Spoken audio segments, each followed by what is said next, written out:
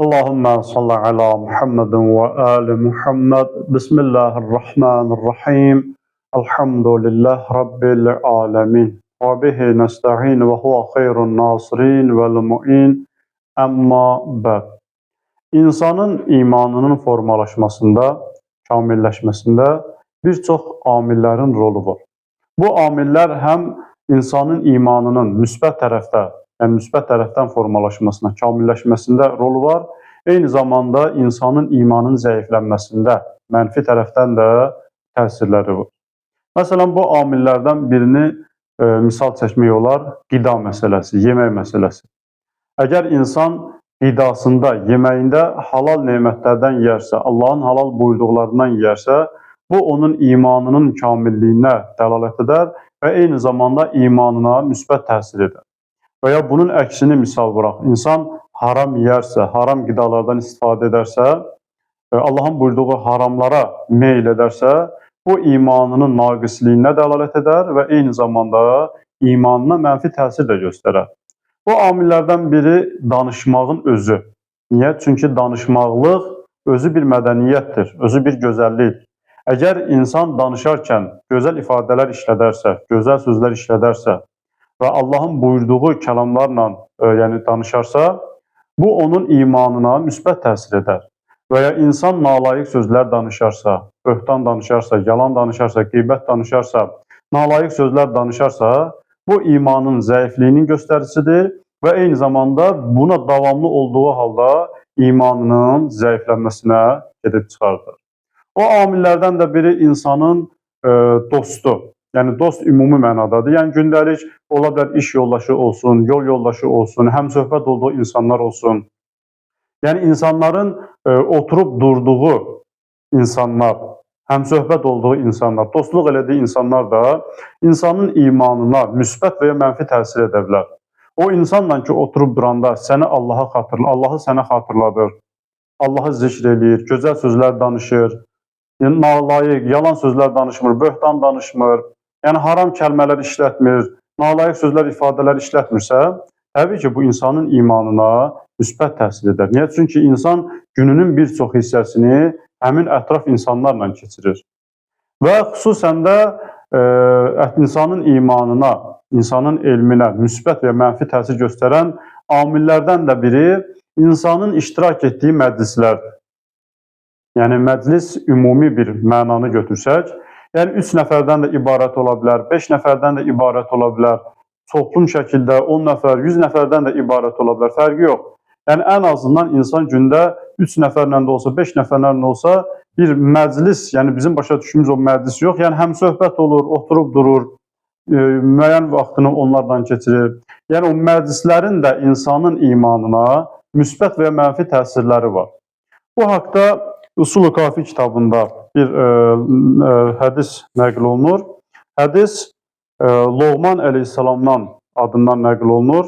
Deyir, bir gün Loğman əleyhissalam öz oğluna belə buyurur ki, biz hədis kitablarında, rəvayətlərdə və xüsusən də Qur'an-ı Kərimin bir çox ayələrində Həzrəti Loğman əleyhissalamın adı keçir və Loğmanın oğluna nəsihətləri qeyd olunur. Həm Qur'an-ı Kərimdə, həm də hədislərdə. Hədislərin birində Loğman əleyhissalam oğluna buyurur ki, ya bunəyyə, ey mənim əziz oğlum, İxtəril məcəlisə alə eynik, məclisləri özün üçün göz qərar ver, yəni gözün seç. İndi burada göz deməkdə məqsəd nədir? Yəni özün üçün bir ibrət yeri, bir oyanış yeri qərar ver. Fəin rəəytə qavmən, məsələn, indi o bir məclislərə ki, deyir, özün üçün bir gözəl bir ibrət yeri seç, göz seç. İndi bunun mənası nədir? Deyir, əgər görsən bir dəstə insan, ki biz dedik ki, məclis, məsələn, 3 nəfərdən ibarət olar, 10 nəfərdən ibarət ola bilər. Deyir, görsən ki, əgər bir dəstə insan yəzkurunallaha əzzə və cəl fəclis məəhum. Görsən ki, bir dəstə insan cəm olub yığışıb və Allahı zikr edirlər. Təbii ki, dediyimiz kimi, Allahı zikr etmək ümumi mənada, yəni orada gözəl sözlər danışılır, Allahın kəlamlarından danışırlar, Allahın buyurduqlarından, dindən gözəl kəlamlar danışılırsa, fəclis məəhum, sən də onlarla otur, əyləş. Fəin təkun alimən, nəfəəkə ilmuk. İndi birdən onlar elm əhli, yəni onlar ki orada Allahı zikr eləyir. İndi sən də alim olsan, elm əhli olsan, yəni sənin burada itirəcəyin bir şey yoxdur. Onların orada danışdıqları, yəni Allahı ki zikr eləyirlər, gözəl sözlər ki danışırlar. Nəfəəkə ilmuk. Onların danışıqları sənin elminə faydası olar. Sanki sən elmlisən, alimsən, öz elminə nəsə təzədən əlavə edirsən. Yəni onların sənə bir ziyanı yoxdur. Və in təkun cahilən əlləmuka. İndi birdən sən özün cahil olarsan, elm əhli olmarsan, amma onlar ki Allahı zikr edirlər, Allahın kəlamlarını danışırlar, sənin elminə nə olar? Əlavə olunar.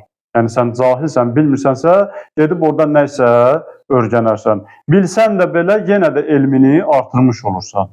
Yəni Allahın zikr olunan məclislərdə iştirak etməli insanın imanına, insanın elminə müsbət təsir edən amillərdəndir. Sonra buyurur ki: "Və la'allallaha an yuzillahum bi rahmetihi feyummuka ma'hum." Yəni ümid var ki, Allahın rəhməti o məclisə şamil olar, nazil olsa, sən də onlarla bir yerdə Allahın rəhmətinə nail olarsan. Yəni Allahın adı olunan məclisdə, Allah zikr olunan məclislərdə iştirak etməli insana bir neçə faydası oldu. Yəni alim olsan da belə onların elmi sənə faydası olar, cahil olsan, nəsə öyrənmiş olarsan və Allahın rəhməti onlara nazil olsa, sənə də nazil olar, sənə də şamil olur.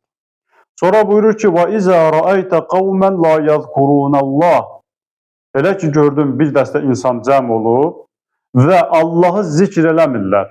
Yəni Allahın kəlamlarından danışmırlar. Faydasız, mənasız, dünya və axirətinə faydası olmayan lağlağı sözlər danışırlar. Faydasız da, yəni insan onu bilərsə, məsəl üçün getdin əyləşdin orada, onların danışdıqlarını bilməklik sənin üçün bir fayda verməz. Yəni sənin üçün bir əhəmiyyətli olmaz, mənasız bir şeydir. Əgər görsən ki belə bir məclis var, fələ təclis mə'əhum. Onlarla əyləşmə.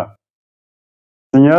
Çünki sən bir şey əldə etməyəsən, fayda əldə etməyəsən. Fə in təkun alimən. Sən elm əhli olsan, alim olsan, ləm yənfəəkə ilmuk. Yəni onların danışıqları sənin elminə bir faydası olmaz. Yəni biri var faydalı bir söz danışar, amma bir də var ki faydasız, mənasız, lağlağı sözlər danışırlar, boş-boş sözlər danışırlar. Sən də alim olsan, gedib onların yanında otursan, onların danışdığı sənin elmin üçün bir faydası olmaz. Və in kunta cahilən. Birdən cahil olarsan, yəni insan cahil olanda istəyir ki bir yerə getsin, orada nəsə öyrənsin. Sən əgər cahil olsan, yaziduka cəhlən. Onların danışdıqları sənin cəhaləti daha da artırar. Biri var sənə nəsə faydası olsun, fayda cəhətdən sənə çoxluq əta olunsun. Bir də var ki sən cahilsən, nəyisə məsəl bilmirsən, gedərsən onların danışıqlarına qulaq asarsan və onların danışıqları sənin cəhaləti daha da artırar. Yəni ona görə buyurur ki, ey mənim əziz oğlum, yəni bu cür insanlarla oturub durma, oturma. Və la'allallaha an yuzillahum bi'uqubatin. Ola bilər ki, Allahın cəzası, yəni Allahın cəzası onlara şamil olsun, onların üzərinə olsun. Fəyəumməkə mə'hum. Sən də onlarla oturmaqla Allahın əzabı sənə də şamil olar. Ona görə yəni insan iştirak etdiyi məclislər ki var, insanın gedib oturduğu insanlar ki var, o insanların insana imanının formalaşmasında həm müsbət təsiri ola bilər, həm mənfi təsiri ola bilər. Bu hədisdən biz bunu nəticə əldə edirik ki, insan gərək oturub durduğu insanlara diqqət eləsin, iştirak etdiyi məclislərə diqqət eləsin. Əgər o məclislər ki, onun elminə faydası olar, imanına faydası olar, bəli, o məclisdə iştirak etmək insan üçün nədir? Gözəldir. Çünki onun elmi daha da çoxalar.